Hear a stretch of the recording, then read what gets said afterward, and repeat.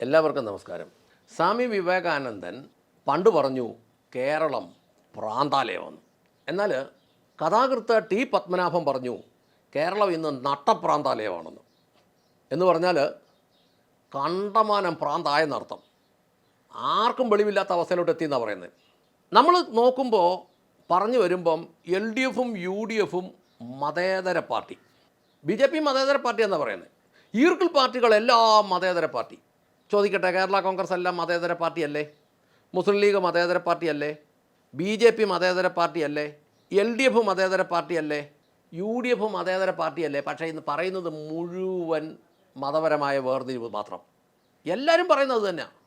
എന്നിട്ട് എല്ലാവരും പറയുകയും ചെയ്യും മതേതരമാണ്. എന്നതായി മതേതരം? എല്ലാവരും മതവും മതത്തിൻ്റെ ഭാഗങ്ങളും മതത്തിൻ്റെ സംവിധാനവും പറഞ്ഞിട്ട് അവർ പറയുക ഇതെല്ലാം മതേതരമാണ്. അപ്പോൾ എനിക്ക് മനസ്സിലായ ഒരു കാര്യം എന്നാണെന്നറിയാമോ? ടി പത്മനാഭൻ പറഞ്ഞതാണ് കേരളം പ്രാന്താലയമല്ല നട്ടപ്രാന്താലയമാണ്. കാരണം എന്നതാ പറയുന്നത്? പ്രാന്തന്മാർക്കും അത് തന്നെയാണല്ലോ. എന്നതാ പറയുന്നതെന്ന് അറിയത്തില്ല, ചുമ്മാ പറഞ്ഞുകൊണ്ടിരിക്കുക. ശ്രീനാരായണ ഗുരു പറഞ്ഞു ഒരു ജാതി, ഒരു മതം, ഒരു ദൈവം.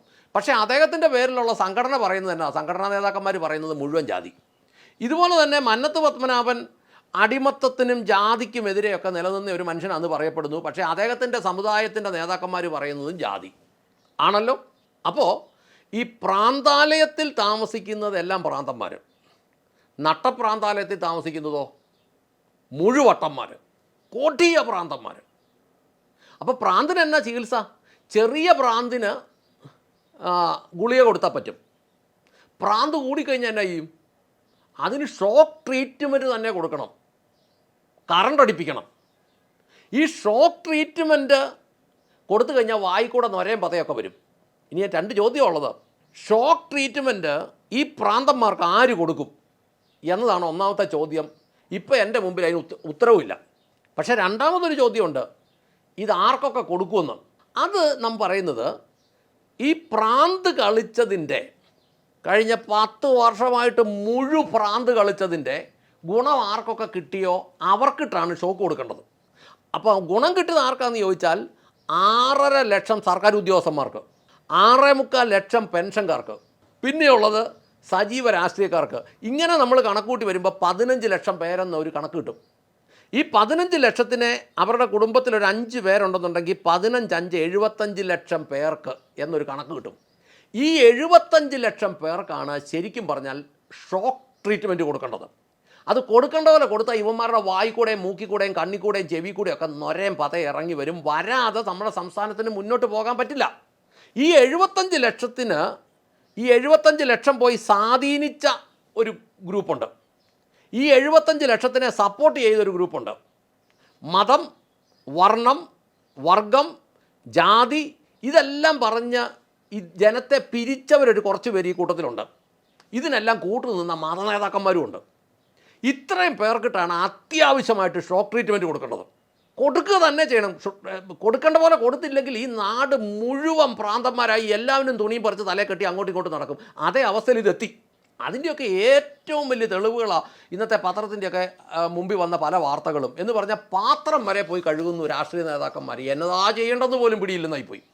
കേരളത്തിൽ സത്യത്തിൽ ചർച്ച ചെയ്യേണ്ടത് അടുത്ത 50 വർഷം മുന്നോട്ട് പോകുമ്പോൾ നമ്മുടെ സംസ്ഥാനം എങ്ങനെയായിരിക്കണം, അതിന് നമ്മൾ ഇന്ന് തൊട്ട് എന്തൊക്കെ ചെയ്യണം.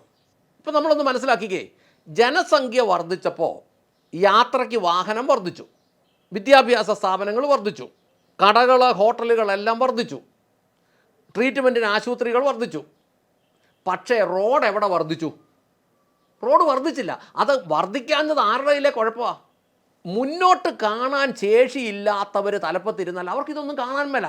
അതുകൊണ്ട് അടുത്ത 50 വർഷം കേരളം എങ്ങനെ ആയിരിക്കണം എന്ന് കാണാൻ കഴിവുള്ളവനാണ്, അല്ലെങ്കിൽ ആ വിഷയമാണ് നമ്മളിനി ചർച്ച ചെയ്യേണ്ടത്.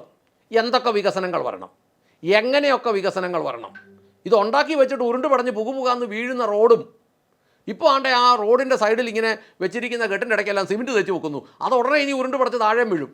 അതിൻ്റെ ജോയിൻറ്റിൻ്റെ ഇടവഴിയെങ്ങാണ്ട് ശകലം വെള്ളത്തിൻ്റെ പ്രഷറൊക്കെ വന്നാൽ അതോ എയറോ ഒക്കെ വെളിയിൽ പോകാൻ വേണ്ടി വെച്ചിരിക്കുന്ന ഗ്യാപ്പുകൾ അതെല്ലാം സിമെൻറ്റ് തേച്ച് അടച്ചു വെക്കുക. കാരണം ഭ്രാന്തായിപ്പോയി തലപ്പത്തിരിക്കുന്നവന്മാർക്ക്. എന്നതാ ചെയ്യേണ്ടതെന്ന് അറിയത്തില്ല. ഒന്നാമത്തെ കാര്യം ഇപ്പോൾ എന്നാന്ന് ചോദിച്ചാൽ ഈ കൃത്രിമമായിട്ട് സർട്ടിഫിക്കറ്റ് ഉണ്ടാക്കി എടുത്തവന്മാരാണ് പലരും തലപ്പത്തിരിക്കുന്നത്. പിന്നെ ഈ താൽക്കാലിക ജീവനക്കാരായിട്ട് തിരികെ കയറ്റിയവന്മാർക്ക് എഴുതാൻ പോലും അറിയത്തില്ല. അപ്പോൾ കേട്ടിട്ടില്ലേ, നിങ്ങൾ LLB കംപ്ലീറ്റ് ചെയ്തണോ? അല്ലല്ല, ഞാൻ LLB പാസ്ഡാണ്.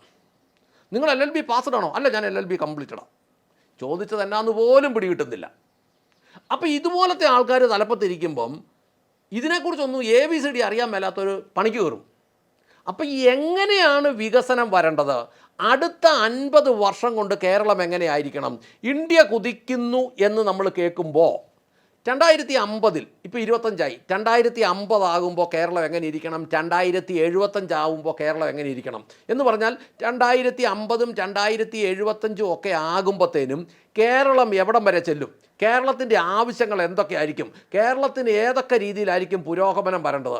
ഇങ്ങനെയുള്ള കാര്യങ്ങൾ കണ്ട് അറിഞ്ഞ്, അതിപ്പം ഒരു വ്യക്തിക്ക് തന്നെ ചിന്തിക്കാൻ പറ്റുകയില്ലെങ്കിലും ഒരു ഉൾക്കാഴ്ചയുള്ള ആളാണ് തലപ്പത്തിരിക്കുന്നതെങ്കിൽ അവർക്ക് ഇതിനെക്കുറിച്ച് ചിന്തിക്കുന്നവരെ ഇത് ഏൽപ്പിച്ച് അവർ പറയുന്നതനുസരിച്ച് പ്രൊജക്റ്റുകൾ തയ്യാറാക്കി അതിനനുസരിച്ച് മുന്നോട്ട് കൊണ്ടുപോകാൻ പറ്റും. പക്ഷേ എല്ലാവർക്കും ഭ്രാന്താണെങ്കിൽ ആരാ ഇത് ചെയ്യുന്നത്? എല്ലാവർക്കും ഭ്രാന്താണെങ്കിൽ ഈ മതവും ജാതിയും വർഗവും വർണ്ണവും ഒക്കെ പറഞ്ഞ് നടക്കുകയുള്ളൂ. ഇപ്പോൾ ഇപ്പോഴത്തെ പുതിയൊരു വാർത്ത നമ്മൾ സോഷ്യൽ മീഡിയ നോക്കിയാലും പത്രം നോക്കിയാലും എല്ലാം ജാതിയുടെ മതത്തിൻ്റെ അടിസ്ഥാനത്തിൽ തിരിഞ്ഞ് ജനം നിൽക്കുക. ഇങ്ങനെ നിൽക്കുന്ന ഒരു സമൂഹത്തിന് വളരാൻ പറ്റിയല്ല. കാരണം എൻ്റെ ജാതി, എൻ്റെ മതം, മതനേതാക്കന്മാർ പറയും ഞങ്ങളുടെ കോളേജിലെ നിയമനം, ഞങ്ങളുടെ കോളേജ് എയ്ഡഡ് ആക്കിത്താ, ഞങ്ങൾ അധ്യാപകരെ നിയമിച്ച് സർക്കാർ ശമ്പളം കൊടുക്കത്തിന് ഇത് എയ്ഡഡ് ആക്കിത്താ, ഞങ്ങൾ 1.5 കോടി രൂപ മേടിച്ച് ആൾക്കാരെ നിയമിക്കാം എന്നും പറഞ്ഞ് മതനേതാക്കന്മാർ. ഈ മതനേതാക്കന്മാർ രാഷ്ട്രീയത്തിൽ ഇടപെട്ട് കഴിഞ്ഞാൽ നാട് മുടിഞ്ഞ് മുദ്രയിട്ട് പോകുമെന്നുള്ളൊരു തെളിവാണ് കഴിഞ്ഞ 10 വർഷം. മതനേതാക്കന്മാരോട് പറയട്ടെ, ദയവ് ചെയ്ത് നിങ്ങൾ രാഷ്ട്രീയം കളിക്കരുത്. നിങ്ങളെ ഏൽപ്പിച്ച ആത്മീയ കാര്യങ്ങൾ ചെയ്യുക. നിങ്ങൾ സ്കൂളും കോളേജും നടത്തുന്നുണ്ടെങ്കിൽ പോലും നിങ്ങളിറങ്ങി സമൂഹത്തിനകത്ത് ഇറങ്ങി കളിക്കാൻ തുടങ്ങിക്കഴിഞ്ഞാൽ ഈ സമൂഹം മുടിഞ്ഞ് മുദ്രയിട്ട് പോകുമെന്നുള്ള 100% ഉറപ്പാണ്. എന്താണേലും ഷോക്ക് ട്രീറ്റ്മെൻറ്റ് എമർജൻസി ആയിട്ട് കേരളത്തിന് വേണ്ടി വരും.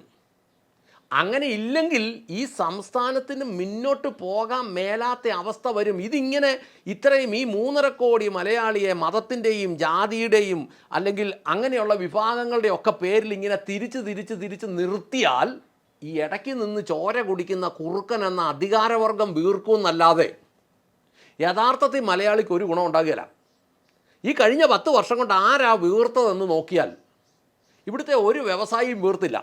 അപൂർവം ചില ബിനാമി വ്യവസായികളൊക്കെ ചിലപ്പം വീർത്ത് കാണുമായിരിക്കും, അവർ പോട്ടെ. സാധാരണ പണിയെടുത്ത് വരുന്ന ഒരു വ്യവസായിയും വീർത്തില്ല, ഒരു വ്യവസായങ്ങളും വീർത്തില്ല, ചെറുകിടക്കാരൊന്നും വീർത്തില്ല, വ്യാപാരികളോ വ്യവസായികളോ കൃഷിക്കാരോ ഒന്നും വീർത്തില്ല. പിന്നെ ആര് വീർത്തു? ഇതിനെയെല്ലാം കൂടെ ഇറക്കി നിന്ന് തന്ത്രപരമായി കളിച്ചു വിടുന്ന ചില മതനേതാക്കന്മാരും ഇവരുടെ കൂട്ടത്തിൽ കിടന്ന് കളിക്കുന്ന രാഷ്ട്രീയക്കാരും ഇതിനിടയ്ക്കുള്ള ഉദ്യോഗസ്ഥന്മാരും മാത്രമാണ് വീർത്തത്. അതുകൊണ്ടാണ് വിവേകാനന്ദൻ പറഞ്ഞത് ഈ കളികൾ അന്നത്തെ രീതിയിൽ അന്നും ഇങ്ങനെയൊക്കെ ആയിരുന്നായിരിക്കാം. അതുകൊണ്ട് അദ്ദേഹം പറഞ്ഞു ഇത് കേരളം ഒരു പ്രാന്താലയമെന്ന്. ഇപ്പം ചിന്തിക്കാൻ കഴിവുള്ള ടി പത്മനാഭൻ പറഞ്ഞു ഇത് നട്ടപ്രാന്താലയമാണ് എന്ന് പറഞ്ഞാൽ സകലവനും പ്രാന്തായി എന്ന് പറഞ്ഞാൽ വല്ലാത്ത അവസ്ഥയിലോട്ട് പോയി. പക്ഷേ വേറൊരു കാര്യം, ഇതിൻ്റെ എല്ലാം ഗുണം കിട്ടുന്നവരാകട്ടോ യഥാർത്ഥത്തിൽ ഈ പരുവത്തിലായിപ്പോയത്. അപ്പോൾ അവർക്ക് ഷോക്ക് ട്രീറ്റ്മെൻറ്റ് കൊടുക്കാൻ എവിടുന്നെങ്കിലും ഒരു സംവിധാനം ഒരുങ്ങി വരട്ടെ എന്നാഗ്രഹിച്ചുകൊണ്ട് നിർത്തട്ടെ. നന്ദി, നമസ്കാരം.